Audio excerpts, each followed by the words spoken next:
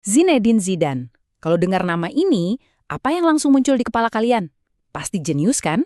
Tapi ada juga satu momen paling mengejutkan dalam sejarah olahraga yang melekat sama dia.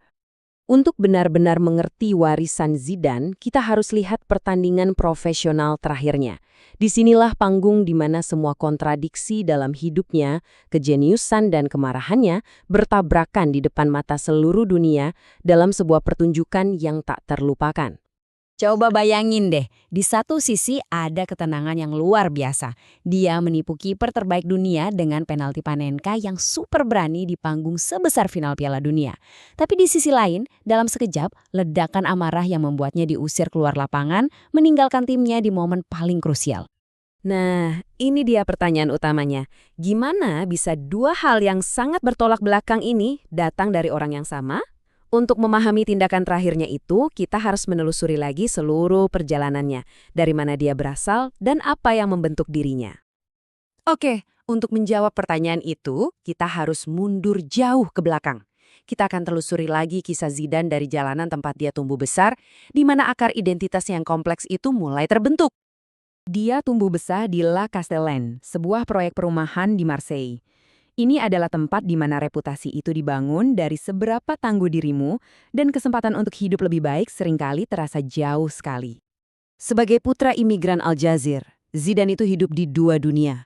Di rumah, dia memeluk warisan Aljazirnya. Di luar, dia orang Prancis, tapi selalu merasa seperti orang luar.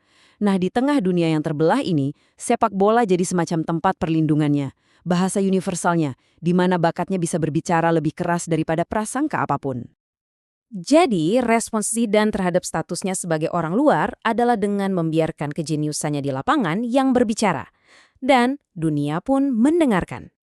Bakatnya itu luar biasa banget. Sampai-sampai pada tahun 2001, Real Madrid memecahkan rekor transfer dunia hanya untuk merekrutnya. Dia jadi pemain termahal di planet ini, pilar utama dari proyek Galacticos mereka yang isinya bintang semua. Dan datanglah momen yang mendefinisikan eranya. Final Liga Champions 2002. Bola melayang turun dari langit dan Zidane menggunakan kaki lemahnya melepaskan tendangan voli yang seolah menentang hukum fisika. Itu lebih dari sekedar gol. Itu adalah sebuah mahakarya, sebuah pernyataan bahwa di sepak bola, keindahan bisa menjadi bentuk kemenangan yang paling murni. Kesuksesannya, wah, tidak terbantahkan. Dia mencetak 2 gol di final Piala Dunia 1998, membawa Prancis jadi juara, memenangkan Ballon d'Or, dan 3 kali dinobatkan sebagai pemain terbaik dunia. Dia adalah seorang pemenang sejati, titik. Tapi kisah Zidane gak berhenti di lapangan. Paradoksnya justru semakin dalam ketika pria yang pendiam dan tertutup ini melangkah ke pinggir lapangan dan entah bagaimana menjadi salah satu manajer paling sukses yang pernah ada. Ironisnya, sifat yang membuatnya menjadi sosok pendiam di ruang ganti, sifatnya yang tertutup justru menjadi senjata terbesarnya sebagai pelatih. Dia tidak mendominasi dengan suara. Dia memimpin dengan mendengarkan. Dia tidak memerintah dengan ego. Dia terhubung dengan pemahaman. Gaya manajemennya dibangun di atas wibawa yang tenang dan rasa hormat yang mendalam. Seperti yang pernah dikatakan oleh Cristiano Ronaldo. Dan hasilnya, sesuatu yang belum pernah terjadi sebelumnya di era sepak bola modern. 3 trofi Liga Champions berturut-turut bersama Real Madrid dari tahun 2016 hingga 2018. Sebuah dinasti yang dibangun di atas ketenangan. Dan ini membawa kita kembali ke tempat kita memulai, ke Berlin. Dengan pemahaman tentang si orang luar yang menjadi seniman yang menjadi pemimpin pendiam, kita sekarang bisa mencoba memahami ledakan terakhir itu. Selama bertahun-tahun, ini menjadi sebuah misteri. Apa sih yang bisa membuat pria setenang Zidane kehilangan kendali di momen terpenting dalam karirnya?